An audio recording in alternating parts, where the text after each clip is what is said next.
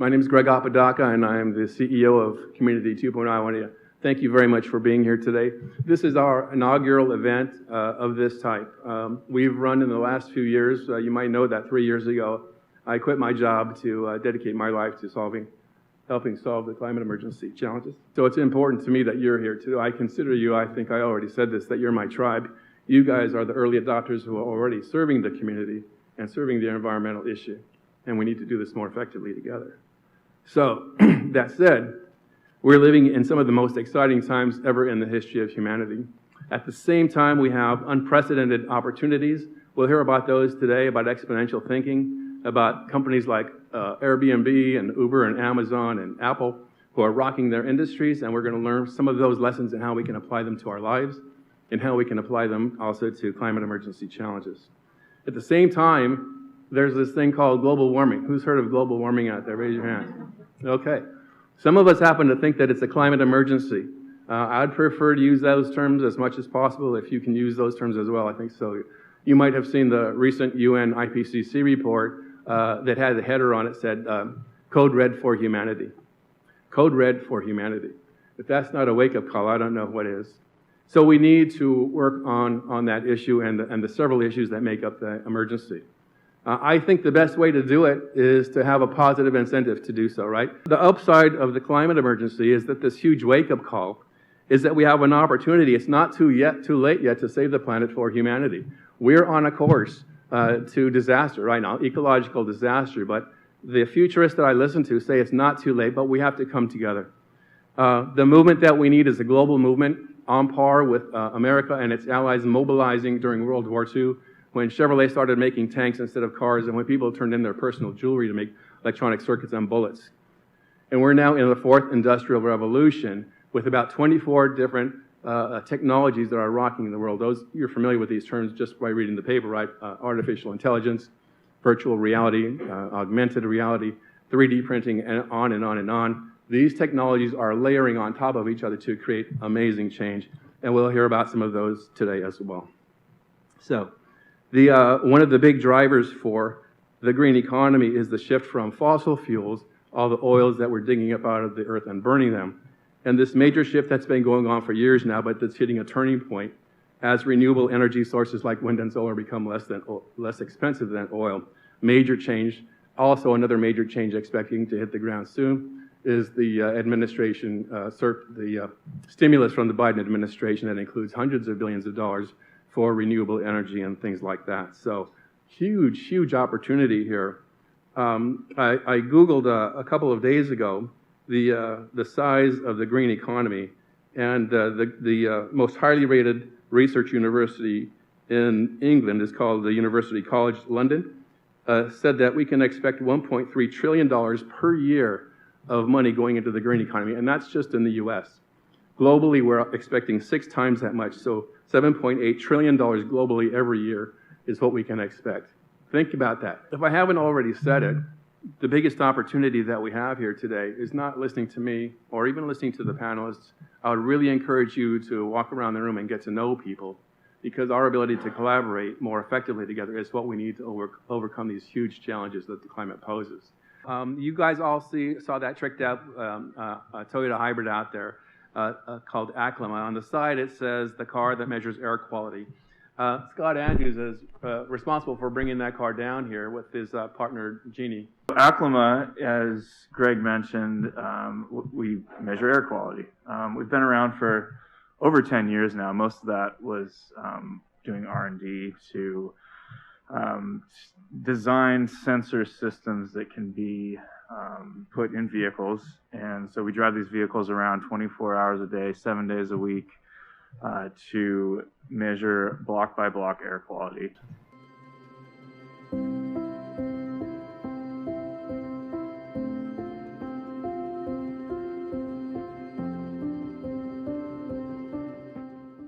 Today we're announcing the launch of our hyperlocal mapping campaign that will measure air pollution and greenhouse gases on every single block of 2 AB 617 communities, Boyle Heights, East LA, West Commerce, and San Bernardino, Moscoy, as well as in the Bassett Avocado Heights Advanced Energy Community.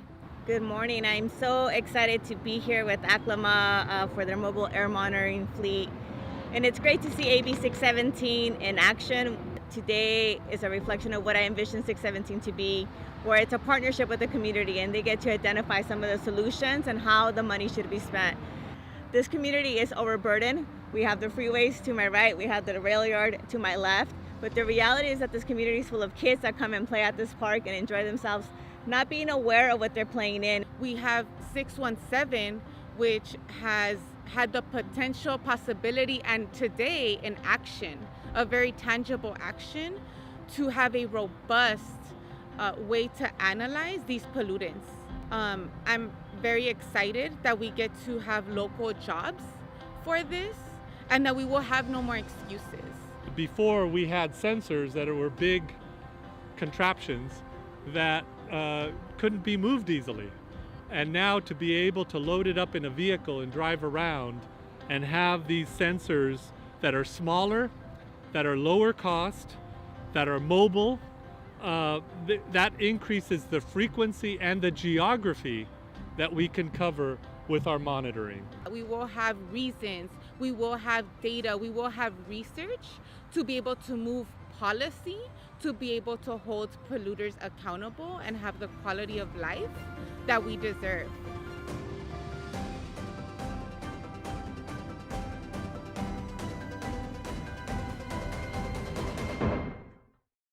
Rob is the executive director of Idea Lab Alumni Association. So you probably, if you're in Pasadena, have heard of Idea Lab, a big tech incubator. In fact, I think it's the longest run tech incubator around. It's founded in 1996, I think by Bill Gross. Is that right? Okay, good deal. Innovate Pasadena helps entrepreneurs and cutting edge organizations connect and succeed. So please help me in welcoming Rob McClinton and his panel.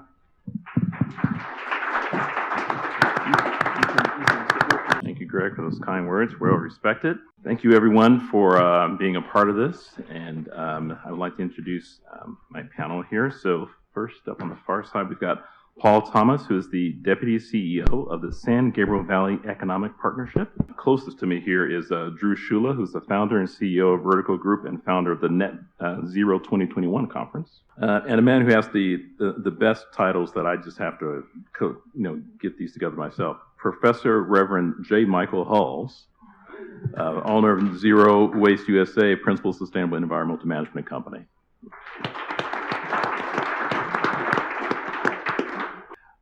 So we know that the world has awakened largely, not everyone, regrettably, but it has awakened to the situation we face in our climate emergency with extreme weather and constant media focus on the benefits of renewable sources, which is good, over fossil energy. We also see a lot of forces pushing back against that. As the pandemic-driven recession lifts, we've seen some changes in people's behavior, both for the good and for the bad. There was some backsliding that came with during the pandemic. And the Biden administration has hundreds of billions of dollars earmarked for environmental issues.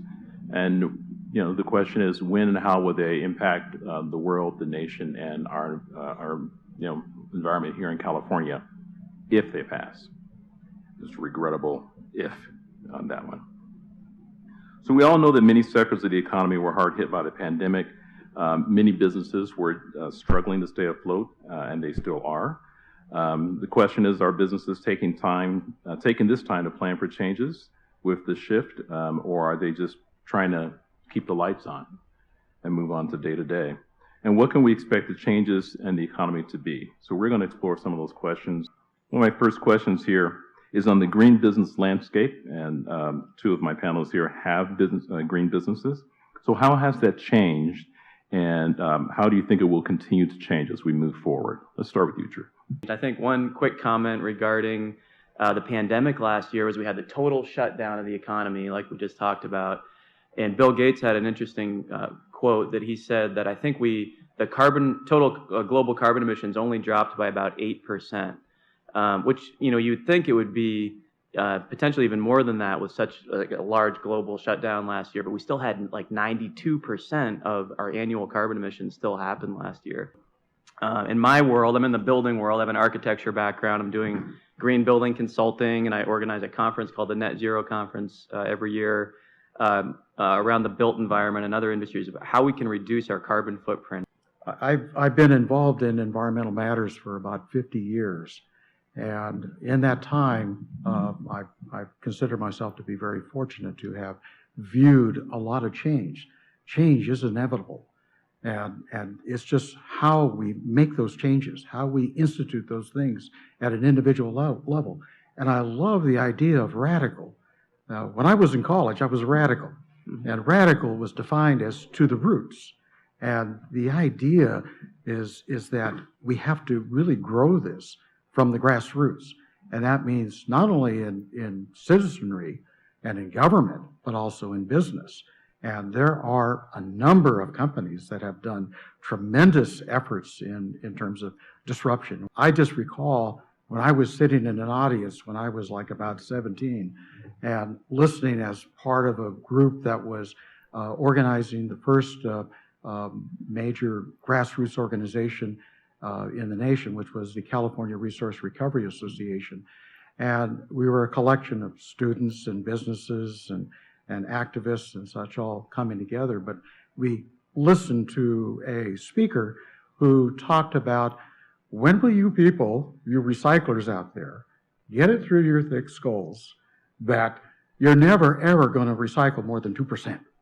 And it was like a challenge. But today, we're talking about zero waste. We're talking about net zero. We're talking about substantive change. Things have changed in those 50 years. So I'm here to tell you that don't give up the fight. It is what we got to do. It takes time. And as a geologist, time is probably our most difficult thing. But if we just keep the faith and work at the grassroots level, we can affect the kind of change that we'll see the results that we demand. So I work for the San Gabriel Valley Economic Partnership, and we support local businesses. And I suppose every panel needs a villain, and I'm the one this time. The gas company is a pretty strong supporter of our business, but so is SoCal Edison. So we're always trying to deal with this balance. And so we do see some of the negative things that come through, but there's signs of positive change. I mean, I watched the NFL, and there was an ad for a Ford F-150 hybrid, which is mind-blowing to me. So that you can actually see evidence going on that people are changing behavior and they're interested. But it's kind of a mixed bag. I bought an all-electric car, and it really changes the way you think. I couldn't drive it here today from Pomona. It wouldn't have made it home. It's a simple fact. What that means, though, is that we need to be making more progress. We need to be improving the kinds of cars. An affordable electric car should be able to make it from Pomona to Pasadena and back. And we're not quite there yet, but we're moving that way. We talk about some of the things that we need to do in the economy. Everyone has motivators and things that they're trying to pursue, including the gas company and Edison. But what are some of the issues you're seeing with local businesses and their ability to go green or to adopt green technologies that you're seeing? Yeah, well, if you drop by our table, you'll see I have a dining guide that we put together. We represent everybody basically from Pomona to Pasadena. And in this community, for example, one of our biggest riches is we have an amazing array of Chinese restaurants. I've lived in China for a number of years, so when I came back to the States, I was really excited to be in a region where you could get any kind of Chinese cuisine you want. Those places absolutely rely on gas. And you really can't run a Chinese restaurant electrically. It can't be done. Other people that we're involved with include like Rose Hills Mortuary. You can't incinerate a body with electric power. It can't be done. And if you do it, it's not going to smell good. So there are businesses that are definitely directly affected by this. The larger businesses seem to be pivoting much more easily than a lot of the smaller ones are. So, which is it's great. I'm glad to see that happening. So, I wouldn't mind responding to that. Please. So, and not to paint Paul as the villain at all. I don't want to, Oh, but he I would loves like it. to talk about the gas company. But Paul, I mean, I know you're sounds like you're funded by the gas company in part. And my company, I'm a green building consultant, and we've actually taken money from SoCal Gas in the past as well. So I'd just like to tell a story about this. Because when you think about fossil fuel use, you typically think about oil and coal for the most part, but natural gas is one of the largest impacts of carbon emissions in the country and in the state. And so SoCal Gas is one of the biggest bad guys out there locally. They have a massive carbon footprint.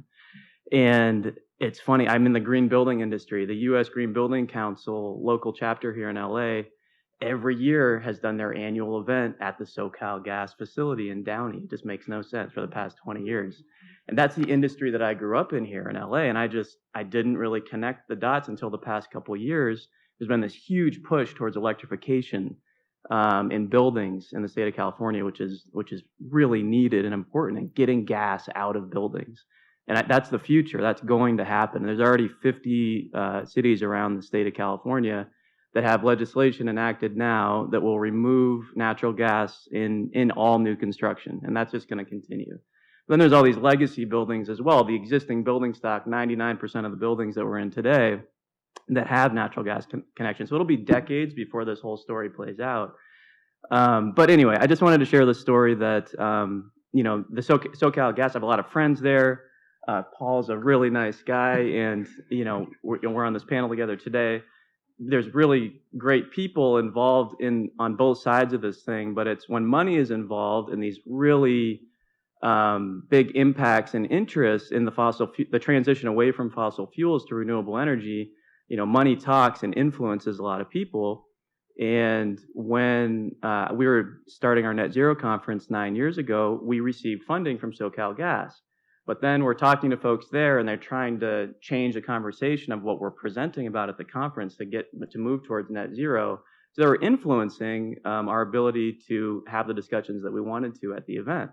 Their money was buying our influence.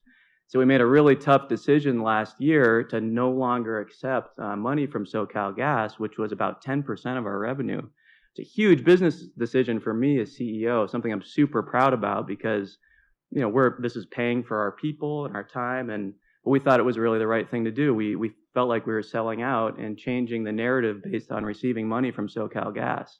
So it's really insidious, sort of greenwashing happening. It's a massive carbon footprint from the gas company that you all should be aware of, and it takes a lot of courage to make these big decisions to really catalyze this radical transformation that we're talking about. So I encourage all of you guys to think about that, think about the influence of money from the fossil fuel industry and the work that you do every day, no matter what it is, and try to eliminate that. Also, it underlines the need actually for public funds. Obviously, there's a massive package going through Congress right now, and they're talking about green business as an infrastructure issue, which is new. I don't think that's ever really been lumped in before. But we need it from the state as well. And that means all of us have to be using our influence. Electrification requires a lot of batteries. It requires not only the production of batteries, which means that we have to find lithium, which is the best material that we have right now to produce batteries. So that's got an issue. But we also have to find a way to more adequately recycle and handle the materials that are going to be end of life. So these are issues that have not been fully solved, but for most of the batteries that we see, like lead acid batteries, those are easily recycled. But the complexities of the lithium, nickel batteries is a little bit more difficult, and that is something that is currently in more research phase, but there are opportunities developing at this present time. Yeah, I just would take a second to maybe reframe the conversation as well, and maybe we do need to paint you as the villain over here. Because when you're bringing up examples about, cooking Chinese food with natural gas, or the problem of, batteries and electric vehicles, it really distracts. These are fringe issues that really distract from the bigger picture goals that we have in the large problems that we're trying to solve. We need to get off of fossil fuels and not worry about incinerating human bodies with natural gas, and move towards getting our energy from the sun and the wind and renewable sources. That's what we're focused on trying to do here. So don't get distracted by arguments like that, okay? Focus on the big picture. And we need to move towards electrification. It's a huge movement that's happening right now that you can become a part of today and become a part of the solution in the work that you guys are doing, or in the career that you're looking to start right now. It takes a lot of courage, and there's so much of this greenwashing in the market as well that everybody has to be so attuned to make your way through these arguments that you might hear from interests that are funded by the fossil fuel industry, and to look at the truth and to work towards the solutions that we're trying to create. So just keep that in mind as sort of the big picture here. Also in terms of looking at the big picture, though, we do need to look at all the issues that do come up, because sometimes that can determine whether something's going to be a cost-effective solution or not. I go back to where, a few decades ago, a major emphasis on ethanol production using corn as a feedstock, and producing, in my opinion, taking food and producing fuel out of it directly into fuel when people are going hungry doesn't make a lot of sense. Drew, in the building world, in construction, huge output of carbon footprint generally in construction. Massive. Concrete is, it's a wonderful product, but a horrible product at the same time, right? I think concrete, I believe, is about 8% of global carbon emissions. Mm-hmm. Right, and that doesn't even take into account what we're doing with the quantity of available sand to be able to go into concrete, because we're running out of sand. So what are you seeing as far as those industries, those businesses, because they tend to be not the greenest of businesses, right? What do you see those small businesses trying to do to make a change? Yeah, okay, great question. So just real quick, if you think about a circle, a pie chart of global carbon footprint, the building industry is 40% of that circle. So buildings, and also the products that go into buildings, the embodied carbon, the energy used to create building products. So the ceiling tiles and lighting and carpet in this room, everything has a carbon footprint from the energy that was used to create it in the factory, and then also the energy that was used to ship it to the job site around the world in our global economy. So if you include building products, the embodied carbon, and then also the operational carbon of the building as well, the energy used to run the lights that were in this room right now, 40% of global carbon emissions are from buildings. And so, carbon is a huge impact. There's tons of innovation happening right now. There's a company called Carbon Cure. Please look it up. They're sequestering carbon in concrete. Super, super cool. They just got some money from X Prize. Really cool companies. There's a lot of innovation happening. And I think within the building industry specifically, there's been this big movement towards quote unquote innovation that's happened over the past 100 years with mechanical systems that we're need to get rid of and get back to, okay, how can we just cool passively by opening a window instead of running energy to cool with your heating and cooling system. Same thing with use of steel in buildings. Steel has a huge amount of embodied energy to create the steel. There's a big movement towards using mass timber right now, using wood as a structural element rather than steel in buildings. And it's a little counterintuitive because you have to cut down a tree, right, to use a tree to build. But it's renewable. You can grow more trees. So if you're cutting trees from a sustainably managed forest, like FSC certified lumber, you can grow more trees, and we can do that in a smart way that is truly sustainable. Decarbonization is a word that a lot of people are using right now. And the big thing to focus on is just how can we reduce our carbon footprint everywhere.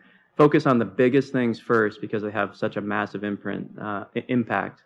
I think that sort of frames up what I'm focused on in my work at Verdical Group. I'd like to just mention one thing that we haven't talked about, which is the educational component of what we do and how that can relate to business as well. Education can occur, of course, in our school systems, and we do need to have curriculum that addresses the types of issues and things that we're involved in, and we need to get the student body involved in efforts to actually work on solutions while they're in school, so that when they come out of school, they're going to be actively engaged in activities that can change things. But also in the work community. Education doesn't end at the gate from the school. Education should continue through our entire lives. I find myself as an educator continuing to learn. And what I would say to all the workers out there, and all to owners as well, is that a fully engaged and informed and inspired workforce is the kind of folks that I want to have in my business, because I want folks to look at efficiency and effectiveness. And that's what, for example, companies that are in zero waste, they inspire their workforce to do the things that they can do to reduce costs, to avoid pollution, to reduce liability, and as a consequence, the value that's generated by that in savings and in new purchases and in other types of economic models, that money is then returned back to the workforce as bonuses and things. So there's a continual process of engagement and incentive to do that. So education, I think, is going to be a very important, you might say, goal that we want to achieve in this decade. If we want to get to where we want to be in terms of sustainability, we have to give people the right information, and we have to inspire them to act. There's, I think, about 4,000 B Corps out there. Vertical Group is a B Corp. B Corps are super cool. Check out the B Corp website. But they're for-profit companies, so in our capitalist system, for-profit, but that are trying to make a positive environmental and social impact, so on the environment and people. And it's a great way to run a business. John and I, we had talked about cooperatives on our call yesterday briefly, because I am involved with a couple of cooperatives as well. Most people see cooperatives, they think socialism, and it's not. No, it's a capitalist model as well, right? The whole goal is to make money. The decision making is just different. So I think that helping to reframe some of these issues and how to address some of these problems in a way that's more natural for folks for example, in the economic model that they're used to following, but with a little tweak, right, is maybe one of the ways that businesses can find opportunities, and we can find opportunities to make a big difference. It's really a question of making the opportunities realizable.